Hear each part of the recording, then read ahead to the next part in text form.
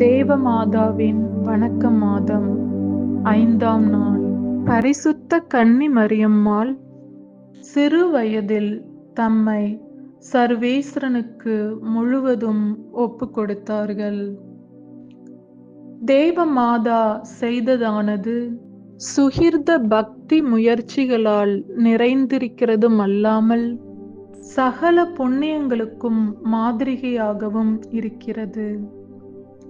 அவர்கள் குழந்தையாய் இருக்கும் பொழுது இதோ அதிசயமான வர்த்தமானம் அவர்களிடத்தில் நடந்தது.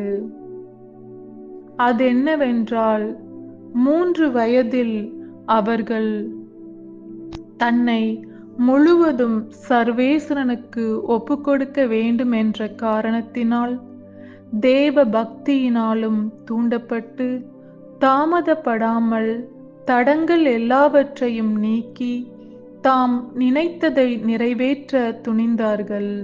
அப்படியே 3 வயதில் தேவமாதா தன்னை சர்வேஸ்வரனுக்கும் காணிக்கையாக ஒப்புக்கொடுக்க துணிந்ததை பார்க்கும் பொழுது தேவ கற்பனைகளை அனுசரிக்கிறதில் உங்களுக்குள் சோம்பலும் தேவ சித்தத்தின்படி நடக்கிறதில் நீங்கள் செய்யும் தாமதமும் சர்வேஸ்வரனுக்கு எவ்வளவு அருவருப்பாயிருக்கும் என்று அறிந்து ஆண்டவருக்கு உங்களை ஒப்புக்கொடுக்கிறதற்கு நேரிடும் சகல விக்கினங்களையும் தவிர்க்கும்படியாக விவேகமுள்ள கன்னி மரியாயை பார்த்து வேண்டிக் கொள்வீர்களாக.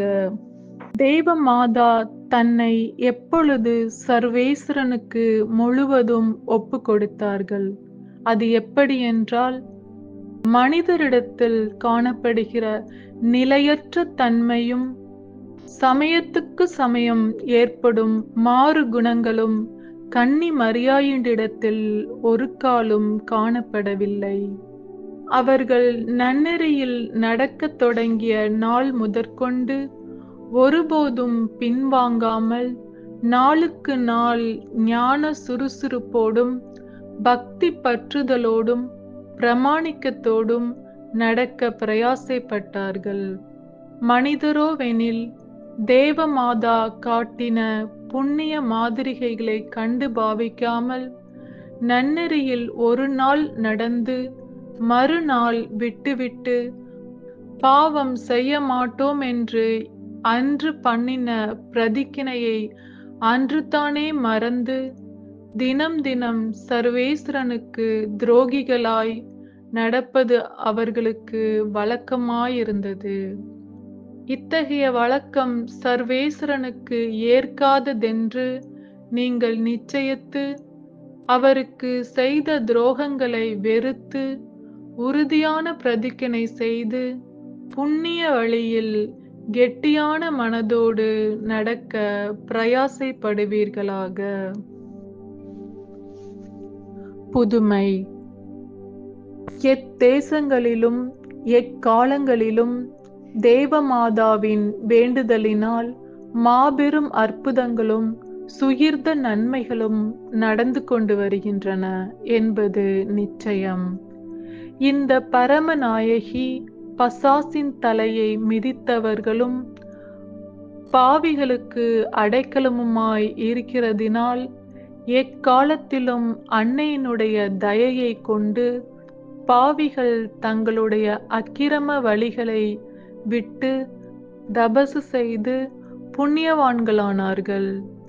ஆயினும் தேவமாதாவின் மாசற்ற இருதய சபை வழியாக இந்த பரமநாயகியின் தயையும் மகிமையும் இரக்கமும் இந்நாட்களில் விளங்க சர்வேஸ்வரன் சித்தமானார் என்பதற்கு சந்தேகமில்லை. இது எவ்வாறென்றால் 1836ஆம் ஆண்டில் பாரிஸ் நகரில் ஜெயமாதா கோவில் விசாரணை குருவானவர் தன் அதிகாரத்துக்குட்பட்ட ஜனங்கள் தேவ பக்தி இல்லாமல் இருக்கிறதை கண்டு பாவிகளுக்கு அடைக்கலமாகிய தேவ மாதாவின் மாசற்ற இருதயத்துக்கு தம்மையும் தமது விசாரணைக்குள் அடங்கிய ஜனங்களையும் ஒப்புக்கொடுத்து, இந்த பரமநாயகியின் மாசில்லாத திரு இருதயத்தின் பெயரால் ஓர் சபையை ஏற்படுத்த விரும்பினார். இந்த சபையில் ஒழுங்குகளையும் கட்டளைகளையும் பாரிஸ் நகர அதிமேற்றானியாரின் அங்கீகாரத்திற்கு பின் இந்த சபை தொடங்கியது. சிறிது காலத்திற்கு பிறகு தம்மால் ஸ்தாபிக்கப்பட்ட சபையானது சர்வேஸ்வரனுக்கும் தேவ மாதாவுக்கும் பிரியப்பட்டிருக்கிறது என்று குருவானவர் அற்புதமாக அறிந்து, மரியாயின் மாசற்ற இருதய சபையை உறுதிப்படுத்தவும் அனைத்துலகிலும் பரப்பவும் பிரயாசைப்பட்டார். அவர் நினைத்தபடி இச்சபையில் திரளான ஜனங்கள் சேர்ந்து பெயர் எழுதி கொடுத்து, தேவ தாயினுடைய திரு இருதயத்துக்குரிய வணக்கம் செலுத்தி பாவிகள் மனம் திரும்புவதற்காக வேண்டிக் கொண்டு வருகிறார்கள். இந்த வேண்டுதலுக்கு இறங்கின சர்வ ஜீவ தயாபர சர்வேஸ்வரனுடைய அனுகிரகத்தினாலும் தேவ மாதாவினுடைய உதவியினாலும் கணக்கற்ற பாவிகள் மனம் திரும்பி நல்லவர்களானார்கள். ஆகையால் இந்த சபைக்கு பெரும் கீர்த்தியும் மகிமையும் கிடைத்ததுமன்றி, நாடெங்கும் இச்சபையை சேர்ந்த மற்ற அநேகம் கிளை சபைகள் நிறுவப்பட்டது. இச்சபையில் சேர்ந்த அநேகம் லட்சம் ஜனங்கள் தேவமாதாவின் மாசில்லாத திரு இருதயத்தை வணங்கி வருவதுமன்றி, பாவிகள் எல்லோரும் மனம் திரும்பும்படியாக மிகுந்த பக்தியுடன் வேண்டிக் கொள்கிறார்கள். திருச்சபைக்கு அஸ்திவாரமும் தலைவருமாகிய பாப்பானவர் இந்த பரிசுத்த இருதய சபை வழியாக சர்வேஸ்வரன் அளித்த ஞான நன்மைகளை அறிந்து, இந்த சபையின் சட்ட திட்டங்களையெல்லாம் சரியென்று அங்கீகரித்து, இந்த சபையில் சகல கிறிஸ்தவர்களும் சேரும்படியாக புத்தி சொல்லி இந்த சபையாருக்கு அநேக பலன்களை வழங்கினார்.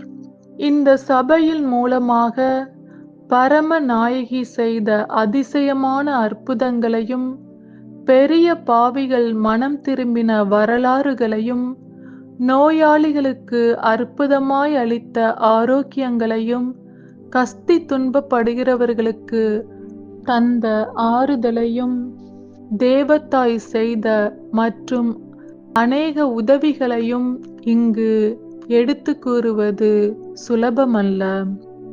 ஆகையால் கிறிஸ்தவர்களே, நீங்கள் எல்லோரும் இந்த உத்தம சபையில் சேர்ந்து மீட்பு பெற உங்களால் இயன்ற அளவு பாவிகளை மனம் திருப்ப பிரயாசைப்படுவீர்களாக. ஜெபம். பரிசுத்த கன்னி மரியாயே, 3 வயதில் தேவாலயத்துக்கு சென்று சர்வேஸ்வரனுக்கு உம்மை ஒப்புக்கொடுத்தீரே.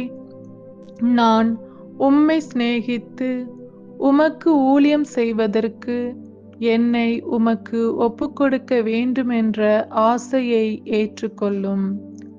திவ்ய கன்னிகையே, சர்வேஸ்வரனுக்கு பிறகு உம்மையன்றி எனக்கு வேறு தஞ்சமும் அடைக்கலமும் நம்பிக்கையும் இல்லை என அறிந்து, இன்று முதல் எப்பொழுதும் என் தாயாராகவும் என்னை இரட்சிக்கிறவர்களாகவும் நான் உம்மை தெரிந்து கொண்டு என்னை முழுவதும் உமக்கு ஒப்புக்கொடுக்கிறேன். என் மனது, புத்தி, நினைவு, கிரியை, ஜீவியம் முதலானவைகளை என்னிடத்திலுள்ள யாவையும் உமக்கு கையளிக்கிறேன். நீர் ராக்கினியாயிருந்து என் ஆத்துமத்தை நடத்தியருளும். ஆமீன். இத்தினத்தில் அடிக்கடி சொல்ல வேண்டிய சுகிர்த ஜெபமானது, உம்முடைய தயாபமுள்ள திருக்கண்களை எங்கள் பேரில் திருப்பியருளும். 5ஆம் நாளில் செய்ய வேண்டிய நற்கிரிகையாவது, இன்றைக்கு அல்லது இந்த மாத முதல் சனிக்கிழமையில் ஒரு சந்தியாயிருக்கிறது.